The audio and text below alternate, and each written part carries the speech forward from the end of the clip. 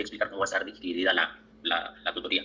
En la primera parte de la tutoría yo voy a referirme al trabajo número 4 que ustedes tienen que hacer, y después voy a entrevistar en ese momento a una persona que nos ayuda en la tutoría 2, pero que ustedes me indicaron que no se escuchaba el audio. Entonces he vuelto a traer al invitado para que nos colabore con esto. Entonces, bueno, como les digo, en la primera parte voy a hablar sobre esto y luego ya iniciaremos con la entrevista como tal.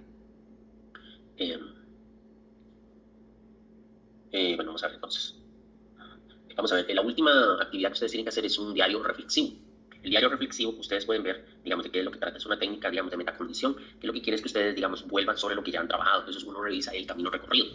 Entonces, eso es básicamente. Entonces es un trabajo en el que hay que escribir, hay que organizar, hay que redactar y hacer una reflexión. Básicamente de eso es lo que se trata.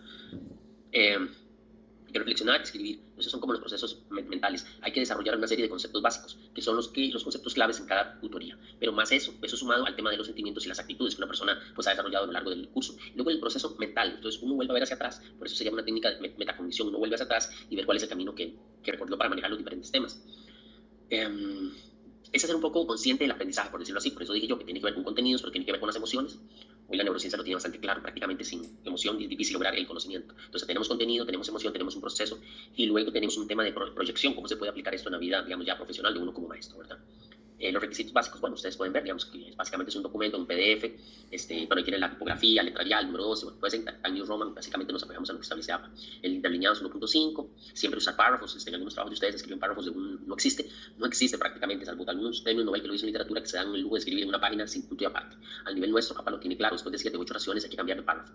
Eso hace que en una hoja, tamaño carta, lo más que nos quepan son 3 o 4 párrafos, lo más en una sola hoja, no puede haber algo más. Si uno escribe más, al nivel nuestro, sobre todo a nivel académico, algo mal está haciendo. 3 párrafos por página, esos son ya reglas que existen, ¿verdad? Para eso, evidentemente, van a usar conectores y puntos apartes. Bueno, eso es en cuanto al formato como tal, pero es importante. Entonces, básicamente la estructura que vamos a seguir es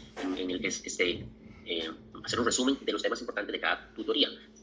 De la tutoría 1, recuerdan que vimos el convenio 169, de la OIT, el convenio 157 que estaba antes, de la segunda tutoría, que algunos me han dicho que tuvieron problemas con el audio. Hoy haremos en su momento haremos una revisión con el experto, digamos, sentado sobre ese tema.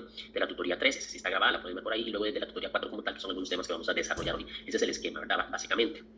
Preguntas para cada tutoría, las ideas principales, qué aprendizaje logré, qué formas de aprender, cómo es que como lo hice. En algunos casos fueron más de lectura, en otros casos pues más de escuchar, digamos, a quien hablar más, y luego la experiencia emocional que esa actividad tenía. Una reflexión final del curso, como ustedes pueden ver, que eso era extensión básicamente de una página, ¿verdad? Entonces, sobre el conocimiento nuevo, sobre el futuro indígena, sobre algún nuevo subtema. Ven como yo les anoto algunas preguntas ahí para que se guíen en la redacción de esto.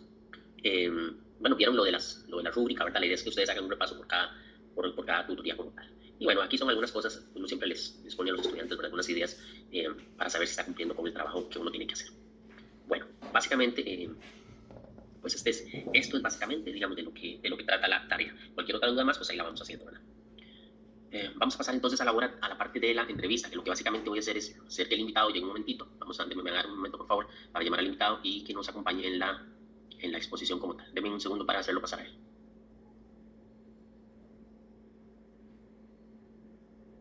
No, Cari, no venga para acá. Traiga la silla para acá.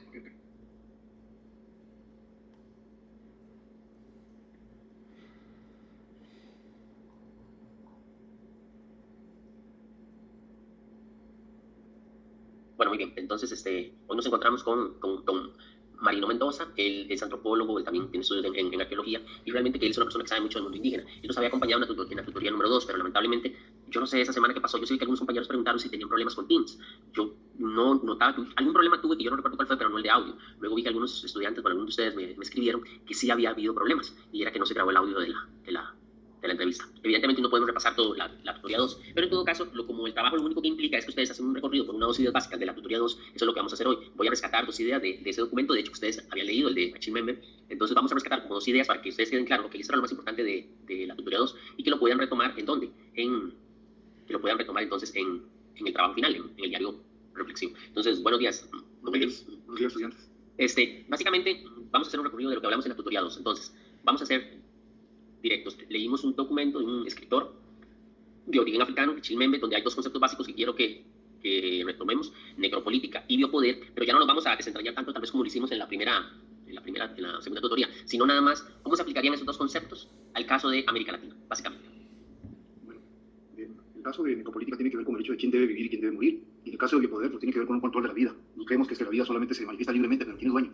tienen dueños, quienes controlan nuestra vida a nivel individual, por ejemplo, las escuelas, en las cárceles, el sistema de disciplina que recibimos nosotros, para poder amoldarnos a un sistema mayor, ¿verdad? Eso es. Y a nivel general, sobre la salud, sobre la esperanza de vida, sobre la natalidad. Bueno, se aplica a nivel de América Latina, puesto que todos vivimos en un mismo planeta, no en una misma isla. Entonces todos estamos tirados en el mismo saco a nivel de todo el mundo. Aquí no hay etnia tampoco indígena que escape, tampoco que escape. Todos estamos en el mismo planeta. Y aunque parezca mentira, hace poco alguien estaba la pregunta loca, ¿el mundo tiene dueño? Sí, efectivamente, el mundo tiene dueño. Son una pequeña grupo que dominan todo lo que hacemos en nuestra vida y creemos que la vida se da de manera natural, de manera libre. Pero no, tienen dueños que son precisamente los que controlan, ¿verdad? Los que deciden quién debe vivir, quién debe morir, en el caso de lo que es necropolítica y biopoder, que es una filosofía de Michel Foucault, filósofo, que dice que nuestra vida está controlada, está regulada, monitoreada. Digamos que nuestros cuerpos son parte de propiedad industrial de esta gente, ni siquiera nuestros cuerpos nos pertenecen. Nuestros cuerpos realmente son dependientes de estos dueños. Incluyendo América Latina. Sí, y eso era precisamente lo que yo quería, cómo se aplicaban esos dos conceptos al caso de América Latina y específicamente al mundo indígena. Porque básicamente ese es el tema de nuestro curso, pero ¿cómo se aplican? Para el mundo indígena, bueno, todos estamos en el mismo saco. Los indígenas, por ejemplo, tienen sus propias autodeterminaciones culturales, tienen sus propios fenotipos indígenas, esa apariencia física, ¿verdad? Pero todo esto se va perdiendo poco a poco, porque ellos tienen que alienarse, tienen que enajenarse ante esta cultura única, hegemónica mundial, la cultura más poderosa. Y en eso, pues ellos, los indígenas, pierden tierras, pierden también su apariencia física por un mensaje también forzado, tienen que salir de sus territorios, pierden también sus costumbres, porque tienen que cada día, su cultura indígena propia deja de ser menos competitiva o menos sirve para la vitalidad, para la vida, para ese control de la vida que se ejerce, ¿verdad? Y entonces tiene que parecerse más a la cultura hegemónica. Entonces vemos a indígenas, especialmente las juventudes indígenas, que van abandonando mucho de la cultura indígena. Y muchos papás indígenas dicen, bueno, ¿cómo me cuesta que mi hijo cultura siga continuando la cultura mía? Pero es que es cierto, es que ya los indígenas, los jóvenes están diciendo, no es que esta cultura está descontinuada, está obsoleta. Yo tengo que alienarme, tengo que enajenarme de la cultura hegemónica mundial, que es precisamente la que dicta la vida, como lo que vemos en el caso de esta filosofía Foucaultiana. Muy bien, ahora eso es un poco en lo que vimos en la tutoría 2, vamos a hablar del tema de la tutoría 4. Básicamente en la tutoría 4 uno lo que hace es ubicarse más, nuestro curso es un recorrido, recuerden un concepto que yo manejé en la tutoría 1, era la contemporaneidad del mundo indígena, no solo los indígenas, que era más o menos traer lo que ha pasado, digamos, de la segunda mitad del siglo XX hacia lo que llevamos del siglo XXI, y yo les dije que yo pensaba que podíamos poner el nombre de la contemporaneidad del mundo indígena, de las poblaciones indígenas, pueblos indígenas, que es al fin y al cabo como se les denomina. Entonces, ahora vamos a hacer básicamente son 2 o 3 preguntas para entender eso, terminar con el mundo actual. Creo que ya con el contexto que ustedes decían de las lecturas anteriores se puede dar como una síntesis de esto, pero al menos, Marino, si yo le preguntara, ¿cuál es la situación con luces y sombras, con problemas y avances del mundo indígena? ¿Cómo describe usted cuál es la situación de los pueblos indígenas en América Latina bueno, ya en estos momentos, en el siglo XXI? ¿Cómo usted podría describir esta situación en 2 o 3 aspectos? De los pueblos de América Latina, estamos hablando del norte, de Centroamérica, del sur, que son muy variados, sí, pero en general, ¿qué problemáticas, qué situaciones comparten? Bueno, debemos siempre tener en cuenta que si nuestra población es vulnerable a los atropellos que comete la cultura hegemónica mundial, mucho más los indígenas, porque los indígenas son una población de vulnerabilidad siempre, de desventaja social por respecto a nosotros, a los que no somos indígenas. Si nosotros somos vulnerables y somos atropellados por las leyes que a veces no nos respetan, esta cultura hegemónica mundial, mucho más los indígenas del caso, ¿verdad? Estos aspectos, por ejemplo, tienen que ver con el asunto de las tierras. Lo vemos aquí en Costa Rica, por ejemplo, la titulación aquí no es privada, los indígenas no tienen una titulación privada, tienen una titulación que es comunitaria, los territorios pertenecen al Estado, y aún así se les está metiendo a los indígenas, a los territorios indígenas, a apoderarse de las tierras. Tiene que ver quién es indígena, quién no es indígena, para ver a quién adjudican las tierras. Bueno, y tiene otro tema que tiene que ver con esto de la preservación de la cultura, de la autodeterminación cultural. Cada día va ganando más espacio la cultura hegemónica mundial, y cada día va siendo más obsoleto seguir sosteniendo la cultura indígena propia. Porque dice, ¿para qué la vamos a seguir sosteniendo? Normalmente lo que importa es estar al tanto a la moda de todo lo que hoy nos dicta la cultura hegemónica mundial. Y el otro, pues el otro tiene que ver con el punto educativo. El tercero, ¿verdad? ¿Cómo cuesta meter entre los planes de estudio temas que abarquen una historia, la historia indígena? Solamente tenemos una historia desde la conquista para acá, pero toda la historia cronológica histórica, miles de años atrás, esa pues no está viendo, está invisibilizando. Y a nivel de culturas indígenas también nos cuesta pues visibilizar todo este aspecto de diversidad cultural étnica, también lingüística, también aprovechar que también nos pudieran enseñar lenguas indígenas, ¿verdad? En el caso de la educación sí es muy, se ha dado una lucha, por eso también agradecer también a este programa a ustedes que precisamente hacen un esfuerzo precisamente por empezar a ganar terreno con respecto al tema de la educación. Sí, ahora más, esto es como de América Latina. Vamos a retomar un tema que acabas de mencionar para Costa Rica, ¿verdad? Y quisiera que esa fuera como una de las ideas que ustedes pueden desarrollar en la tutoría 4, ¿verdad? Que hablemos un poco, que retomemos, que nos metamos un poco a analizar el tema de la titulación de tierras específicamente para Costa Rica, que no es lo único que afecta a los pueblos indígenas, pero que sí los afecta y es un tema importante y que incluso ha causado muertes en el mundo indígena, ¿verdad? No sé, eso hay que decirlo bastante. Entonces, que desentrañemos eso, que intentemos entender los factores involucrados, históricos y políticos para entender este tema y que sea como la idea clave de esta carta como tutoría. Bueno, a partir de lo que fue que editaron la ley indígena en 1977, se establecieron los territorios indígenas. En Costa Rica hay 24 territorios indígenas. Hay unas 3 lenguas activas y 3 ahí que están tres que están en vías de extinción. Y también hay 8 grupos étnicos indígenas aquí. Eso es lo que hay acá. Bueno, entonces, los territorios indígenas son del Estado, no pertenecen a los indígenas a nivel de titulación privada. Un indígena tiene una titulación privada. Tiene que ver ahí cómo se las realiza para agarrar su pedazo de terreno. Ok, pero aparte de esto, el problema de la tierra es que se le está metiendo gente blanca, gente indígena a los territorios indígenas, y también están dejando pedazos de tierra. Y no pasa nada. Se supone que no deberían tener ahí terrenos. No deberían eso. Eso es una teoría, pero en la práctica no está pasando. Se están metiendo. Entonces ahora están acudiendo a un censo. Ese censo dice que en los territorios indígenas cuánta gente indígena vive y cuánta gente indígena vive, para que solamente se puedan aplicar los terrenos a los indígenas, nada más. Eso es lo que están haciendo ahorita con los indígenas como mecanismo a través de los gobiernos locales, o sea, las asociaciones de desarrollo integral indígenas, que son los gobiernos locales, están haciendo esto para poder adjudicar la tierra justamente como tienen que ser los indígenas.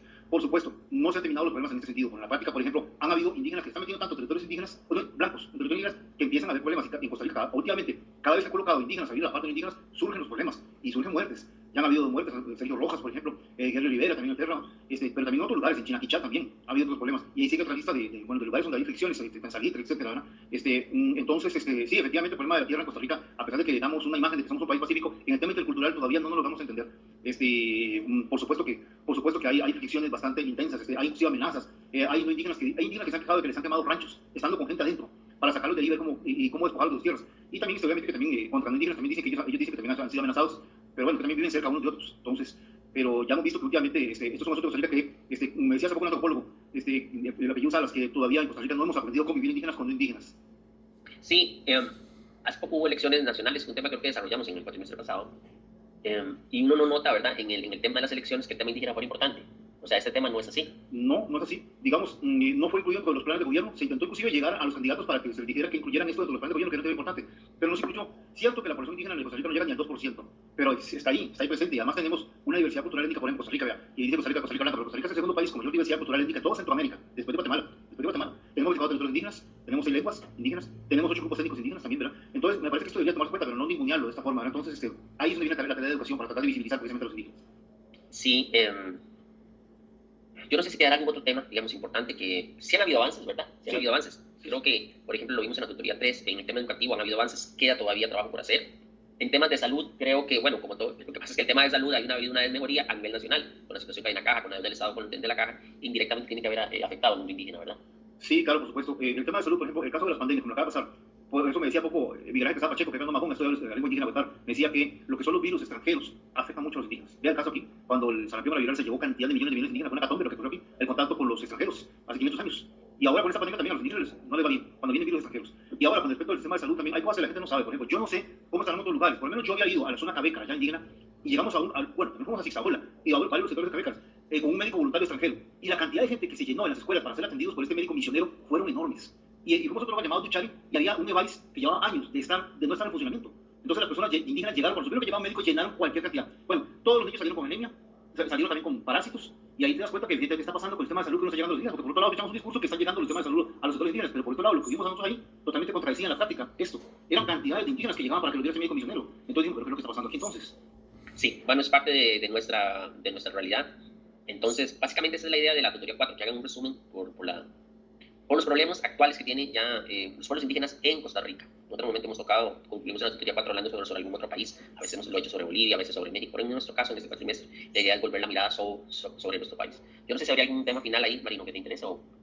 Bueno, no, por lo menos nada más, nada más citarlos y agradecerles precisamente este interés por el mundo indígena, seguir aprendiendo más y todo lo que tenga que ver con libros, con culturas indígenas, todo aquello que podamos que esté en nuestra casa y también visitar por los pueblos indígenas. Porque muchos pueblos indígenas, bueno, pues no son visitados, pero tenemos una Costa Rica, otra Costa Rica dentro de Costa Rica. Entonces, de la Costa Rica tenemos que conocer. Sí, bueno, entonces, estudiantes, recordemos, el trabajo final es un repaso por los temas principales de cada tutoría. Ustedes agarran unas 2 ideas. De la primera fueron como las leyes internacionales, el mundo indígena, primera parte del siglo XX. En la segunda tutoría es texto de Achimembe, hace un rato lo comentamos al inicio de esta clase. En la tercera tutoría vieron que hablé mucho sobre educación, sobre el tema de la educación, y hoy terminamos con 2 o 3 problemáticas, titulación de tierras, salud, básicamente que afectan a las poblaciones indígenas en Costa Rica. Entonces, retomar una 2 ideas de esas. En cierta manera, el diario es una facilidad porque no hay que ir a buscar como gran información, es completar esto, es un repaso de uno mismo sobre el camino que siguió para llegar hasta aquí. Bueno, espero que este curso les vaya a servir para darse una visión, ya no tanto del pasado, donde ahora pueden hacer un recorrido, me imagino, como van llevando los cursos del mundo precolombino, de todos esos, luego de la historia de la colonización y conquista, evidentemente, y luego ya sobre la contemporaneidad del mundo indígena. Entonces hacen un recorrido histórico por cómo ha pasado, cómo ha sido la vivencia de esos pueblos. Entonces, muchas gracias, espero que sigan adelante con su carrera. Muchas gracias por todo.